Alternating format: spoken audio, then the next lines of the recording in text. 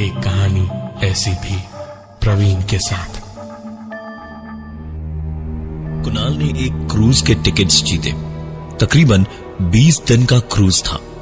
कुणाल ने एक दिन पहले ही ऑफिस का सारा काम धाम निपटाया और जरूरी कुछ सामान, दवाइयां वगैरह लेकर सामान पैक करके निकल पड़ा क्रूज शिप के लिए। शाम के 8 बजे का वक्त था जब क्रूज शिप चल पड़ा।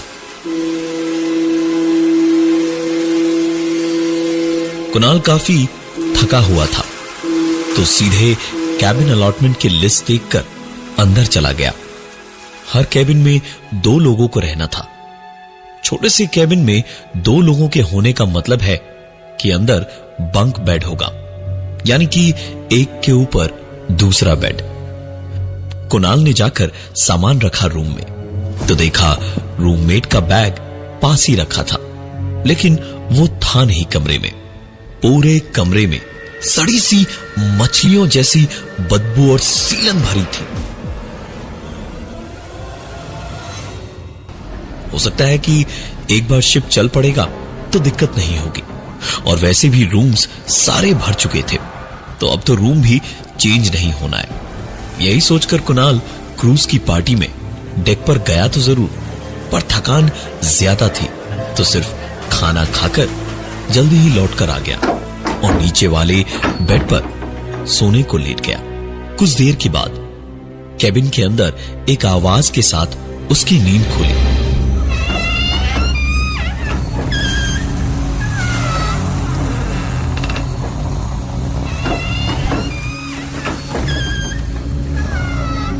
जरूर रूममेट ने पार्टी में बहुत पी ली है तो ऐसी आवाजें करता हुआ सो रहा है। कुणाल ने सोचा उठकर खिड़की बंद कर देगा, लेकिन उठकर देखा कि बेड का पर्दा खींचा हुआ था। इसका मतलब रूममेट सो रहा है। पर्दे को लगाने से अगर जाग गया तो जान पहचान है नहीं, क्या पता झगड़ा वगड़ा ना कर बैठे। वैसे भी कौन से पानी के छींटे नीचे आ रहे थे जो कुणाल को परेशान होने की जरूरत थी। कुणाल कंबल ओढ़कर आराम से लेट गया। सीलन और सड़न वाली बदबू अभी भी आ रही थी और किसी तरह कुणाल सोया ही था कि उसने एक बार दोबारा सुना।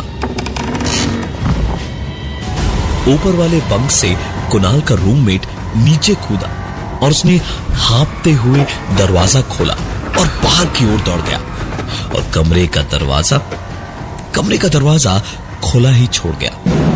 कुणाल एक पल को हैरान रह गया कि इतनी रात को न सिर्फ वो कूदकर बाहर भागा, पर दरवाजा तक बंद नहीं किया उसने।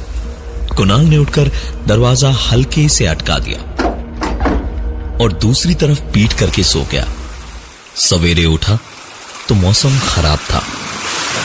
कानों को बहरा करने जैसा शोर करती लहरें उफान पर थी। रह रह के बादल भी गरज रहे थे।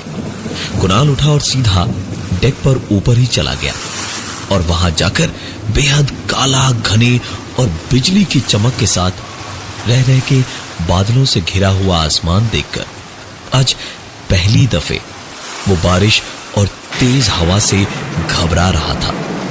एक स्टूवर्ड आसपास ही खड़ा था तो कुणाल ने उससे जाकर पूछा, एक्सक्यूज मी, एक शिकायत थी मेरे कैबिन में बेहद सीलन और सड़न की बदबू आ रही है। कुछ किया जा सकता है क्या इसके बारे में? उस स्टूवर्ड ने कैबिन नंबर पूछा तो कुणाल ने बताया 111। और ये नंबर सुनते ही स्टूवर्ड की आंखों में एक अजीब सी घबराहट सी दिखी।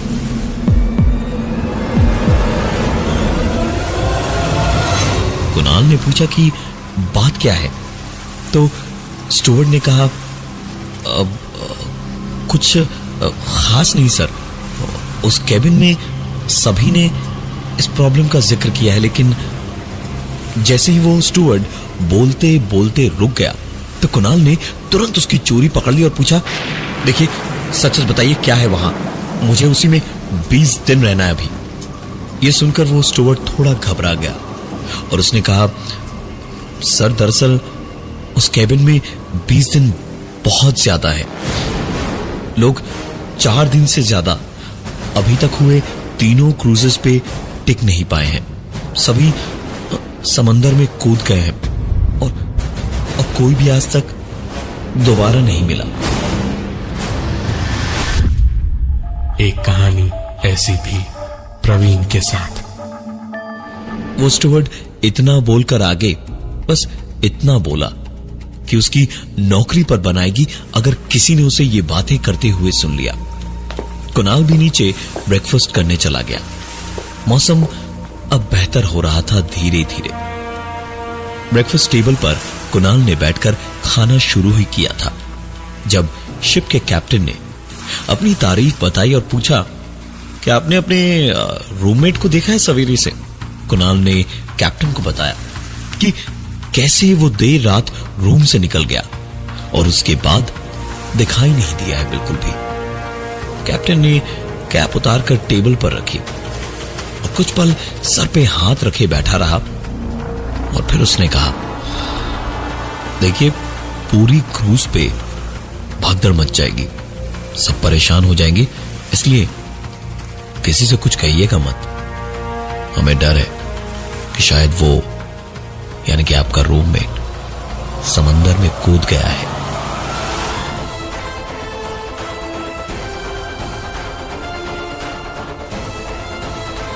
कुणाल की जुबान पर जैसे इस पर सवाल रखा हुआ था। उसने पूछा, मतलब कि वो चौथा इंसान है। ये सुनते ही कैप्टन का चेहरा जरा सी घबराहट से भर गया, क्योंकि अब कुणाल भी जानता था पूरी कहानी। खैर दिन गुजरा, रात हुई, एक और पार्टी हुई और उसके बाद कुणाल अपने कमरे में गया।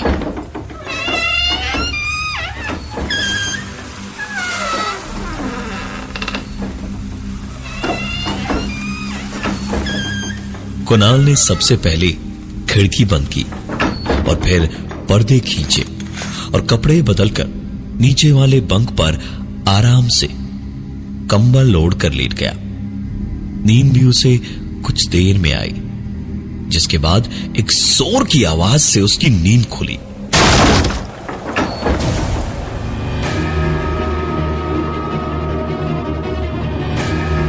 इतनी ठंडी हवा पूरे कमरे में भरी हुई थी कि लग रहा था जैसे कुणाल जैसे कुछ ही देर में बर्फ का पुतला बन जाएगा। सबसे सही तरीका था कि उठकर खिड़की को बंद कर दे।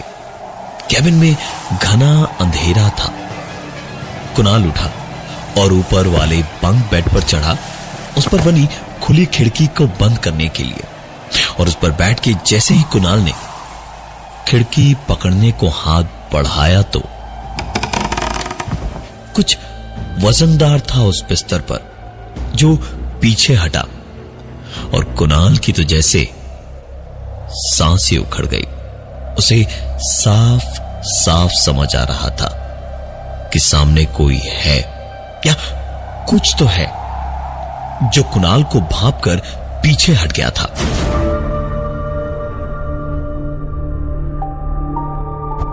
अगर पीछे हटा है तो इसका मतलब कि उसे कुणाल का खौफ है।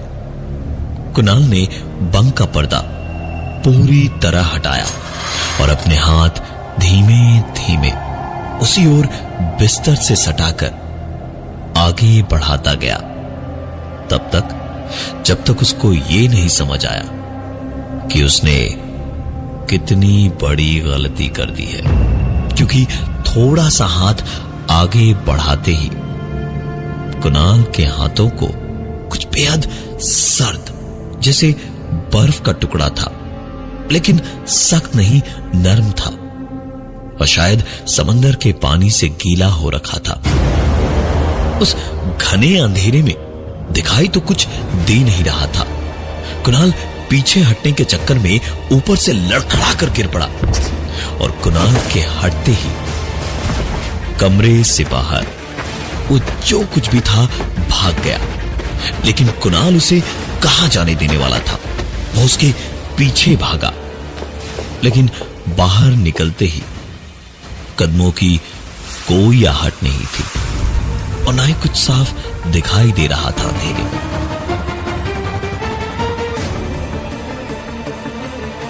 कुणाल वापस अंदर अपने कैबिन में आकर सारी लाइट्स जलाकर बैठ गया।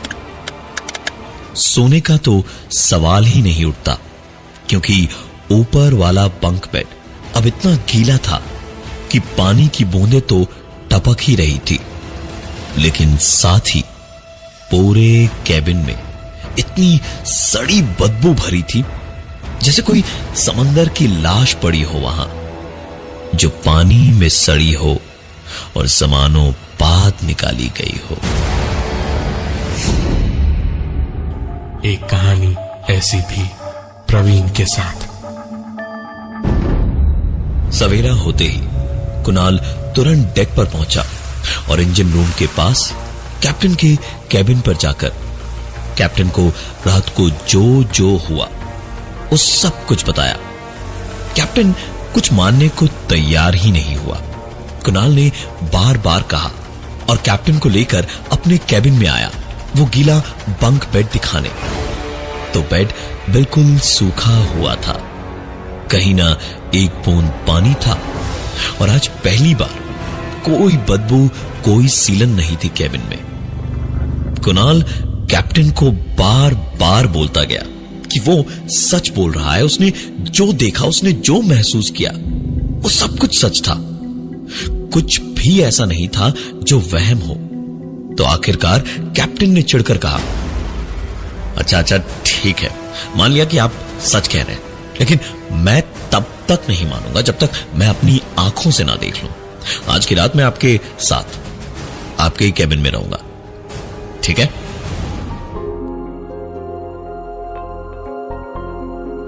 कुणाल ने भी हामी भर दी, क्योंकि यह सबसे महफूज तरीका था। कैबिन में अगर शिप का कैप्टन रुकेगा तो दिक्कत नहीं होनी चाहिए। दिन बीता, रात घिरी, एक बार फिर तूफानी सी रात। कैप्टन डिनर के बाद अपने कैबिन में गए और एक बॉटल लेकर कुणाल के उसी कैबिन नंबर 111 में पहुंचे।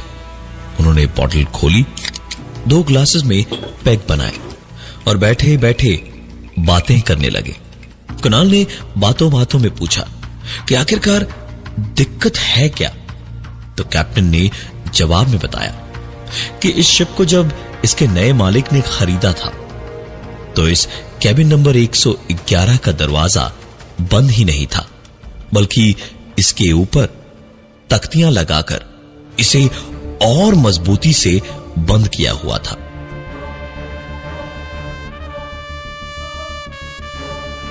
नए मालिक ने वो सब कुछ तुड़वाकर अपने मन मुताबिक इसे बनवाया। तब से 3 क्रूजेस हुई हैं और हर साल कैबिन नंबर 111 का पैसेंजर बीच रात निकलकर भागता हुआ समंदर में कूदा था। पिछली बार तो कैबिन के बाहर 2 सिक्योरिटी वाले भी लगवाए थे, लेकिन उस बार का पैसेंजर खुद को बुरी तरह काट चीर कर खिड़की से कूद गया था। ये सारी बातें करने के बाद कैप्टन ने कहा कि जागते रहने से कोई फायदा नहीं है, तो वो सो ही जाए। कैप्टन ने जिद पकड़ी कि ऊपर वाले बंक बेड पर वो खुद सोएंगे। लिहाजा कुणाल अपने ही बिस्तर पर सोया और कैप्टन ऊपर।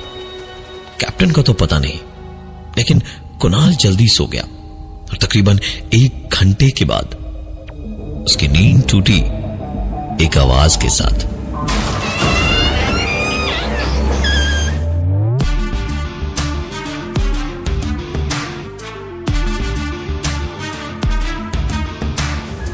कुणाल ने बस अपनी आंखें खोली भर थी आवाज को सुनने के लिए कि एक और आवाज उसको ठीक अपने ऊपर से आती हुई सुनाई देने लगी। और कुणाल ने ऊपर देखा तो पाया कि ऊपर का बंक बेड धीमे धीमे नीचे को ऐसे झुक रहा था जैसे कि उस पर वजन बढ़ता जा रहा था। उस पे से पानी ऐसे चूके टपक रहा था जैसे कि पूरा गद्दा, चादर, सब कुछ समंदर के पानी से भीगा हुआ हो और इतना वजन था उस पर कि निचोड़कर पानी निकालने की जरूरत ही नहीं थी। धीमे धीमे वो आवाज और उस बंक बेड पर वजन इतना ज्यादा बढ़ गया कि वो आखिरकार टूटकर बिखर गया। एक कहानी ऐसी भी प्रवीण के साथ। बिस्तर टूटा और बेड के टूटने से एक गीला बिस्तर नीचे गिरा और साथ ही नमकीन पानी के साथ कुछ लिसलिसा चिपचिपा सा बहुत भारी वजनी और बदबूदार सी कोई चीज गिरी, जिस कारण कुणाल बिल्कुल बुरी तरह नहा गया था। कुणाल ने भागकर लाइट जलाई तो उसकी आंखें हैरानी से फैल गई और बदबू और घिन से उसने वहीं उल्टियां करनी शुरू कर दी।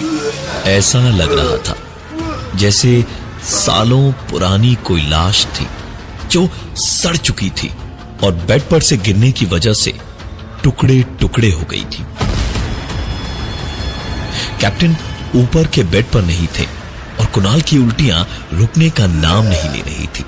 वो आखिरकार कमरे से बाहर उसी हालत में भागा और सीधा डेक पर पहुंचा।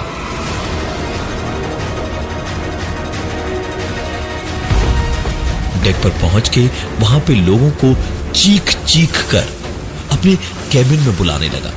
सब भागे भागे कुणाल के पीछे पीछे आए तो कुणाल ने उनको पूरी बात बताई और उन्हें अपने कैबिन तक ले गया और कैबिन का दरवाजा खोलते ही देखा कि कमरा बिल्कुल साफ था, कोई बदबू नहीं थी और कैप्टन आराम से ऊपर के बंक बेड पर सो रहे थे। कुणाल को उन लोगों ने अंदर आराम से बिठाया और कहा कि वो आराम करे, शायद घबराहट की वजह से ऐसा हुआ होगा। कुणाल इतना तो जानता था कि ये सब कुछ उसका वहम नहीं था। उन सब के जाने के बाद वो कैबिन में एक पल को भी नहीं रुका, उठकर सीधा डेक पर एक कोने में जाके बैठ गया। ताजी हवा लगी तो थोड़ा बेहतर महसूस हुआ और कुणाल ने एक लंबी सांस भरी ही थी कि जब एक आदमी इंजन रूम की तरफ से उसके पास आया और बैठा। क्या हुआ, इतनी रात गए यहां अकेले क्यों बैठे हैं आप? कहीं आप 111 में तो नहीं ठहरे हैं?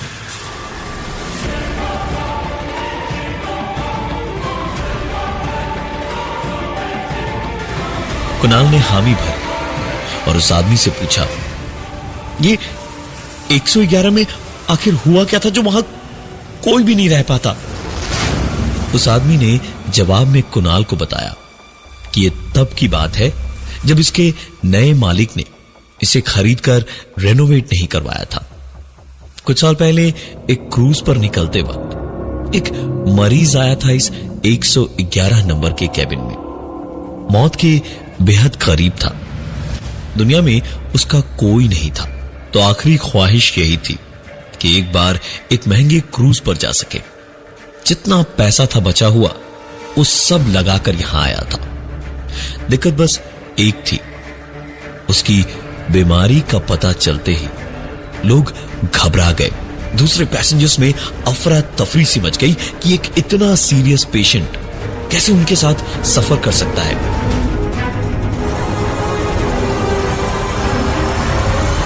उसकी बीमारी भी ऐसी थी जिसके बारे में लोगों को ठीक से पता नहीं था। बहुत नाटक हुआ, बड़ी दिक्कत हुई और एक मरते हुए इंसान की आखिरी ख्वाहिश भी पूरी करना किसी ने ठीक न समझा, बल्कि उस पैसेंजर को उसके कैबिन नंबर 111 में ही बंद रखा। खाना उसको एक आदमी 3 वक्त का दरवाजे के नीचे से दे जाता था। मौत के इतने करीब होकर भी एक पल की आजादी की उसकी ख्वाहिश किसी ने पूरी न होने दी। आखिरी वक्त भी उसका ऐसे कट रहा था जैसे उसने कोई गुनाह किया हो। इंसानियत के इस कदर दुनिया में गिर जाने पर उसे ज्यादा शर्मिंदगी हुई और उस कमरे की खिड़की से समंदर में कूदकर उसने अपनी जान दे दी।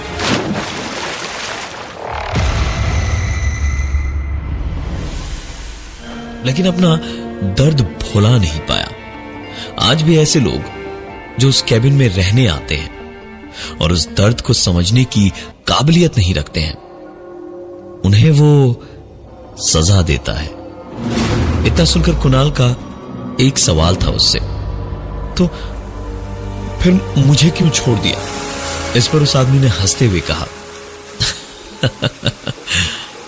तुम उनमें से नहीं हो, दर्द समझते हो दूसरों का। हाँ, लेकिन शिप का कैप्टन नहीं समझता, उसे तो मरना होगा। उस आदमी की यह बात बस खत्म ही हुई थी कि तभी कुणाल के केबिन नंबर 111 का दरवाजा जोर की आवाज से खुला और